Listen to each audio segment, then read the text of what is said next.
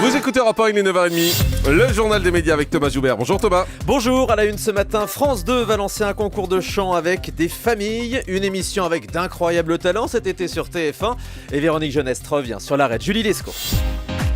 On commence donc avec France 2 qui aurait trouvé son télécrochet. La chaîne devrait lancer à la rentrée une émission adaptée d'un format canadien baptisé Un air de famille, un concours de chant où les candidats sont donc des familles entières, parents et enfants.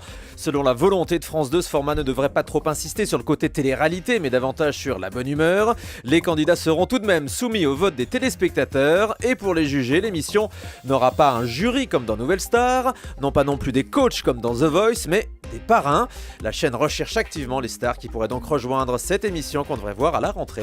Ça me fatigue déjà cette émission. De son côté, TF1 prépare l'adaptation d'un nouveau talent show. Un talent show, c'est une émission où se produisent des talents, c'est aussi simple que ça. Selon Télé 7 jours, TF1 vient d'acquérir un format néerlandais baptisé Beat the Best, en français Bal le meilleur. Dans ce programme, des artistes confirmés viendront effectuer des numéros comme des tours de magie, des acrobaties, de la danse ou de la musique, le tout devant un jury de professionnels. Un peu donc comme dans Incroyable Talent sur M6, mais la mécanique est différente. L'émission pourrait arriver cet été pendant 5 à 6 semaines. France 2 aurait trouvé son animateur pour les 50 ans d'Interville. C'est Olivier Mine qui pourrait présenter cette grande soirée prévue le 29 juin prochain. Selon Téléstar, l'animateur sera entouré des vachettes évidemment, mais aussi des anciens commentateurs d'Interville. Julien Lepers, Tex, Patrice Laffont, Nathalie Simon, Philippe Candeloro et Nelson Montfort devraient être présents. Véronique Jeunesse revient sur l'arrêt de Julie Lescaut qu'on vous annonçait hier dans cette émission. Oui, hier matin sur Europe 1. TF1 a donc décidé d'arrêter cette série policière, une décision en plein accord avec la comédienne interrogée par leparisien.fr. Pourquoi ? Parce que ça fait 22 ans, 22 ans, bon, c'est peut-être pas mal. C'est rare que les séries durent aussi longtemps. C'est une série qui a commencé en 91.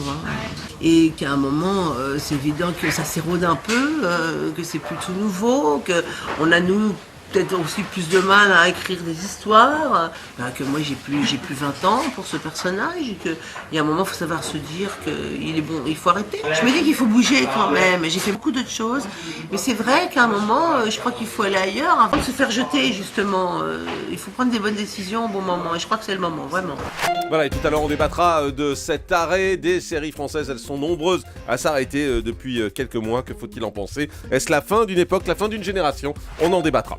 Christophe Lambert, bientôt dans une série pour France 2. L'acteur sera à l'affiche de La Source, une nouvelle série de 8 fois 52 minutes avec également Clotilde Courreau, un beau casting.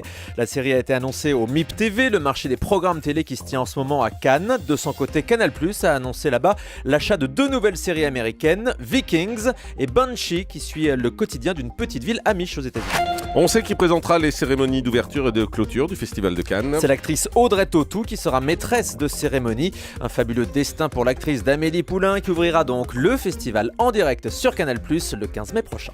Ce soir, les anges de la télé-réalité auront les honneurs du Prime. Une émission spéciale sur Énergie 12 avec un épisode inédit des anges dans lequel la bimbo américaine Kim Kardashian vient rendre visite aux candidats. Je suis sûr que vous attendez ça avec impatience, Julie. Oh là là, j'en peux plus. Nabila et ses amis ont donc fait leur plus beau shampoing pour l'occasion. Le prime time sera présenté par Mathieu Delormeau et Ayem, l'ancienne candidate de Secret Story, désormais animatrice, nous explique le succès des anges.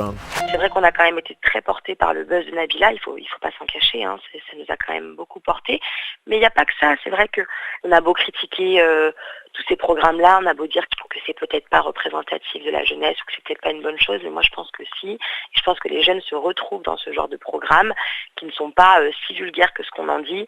Je veux dire, il n'y a rien de grave en soi de voir une bande de jeunes enfermés dans une maison à se chamailler ou à passer des bons moments.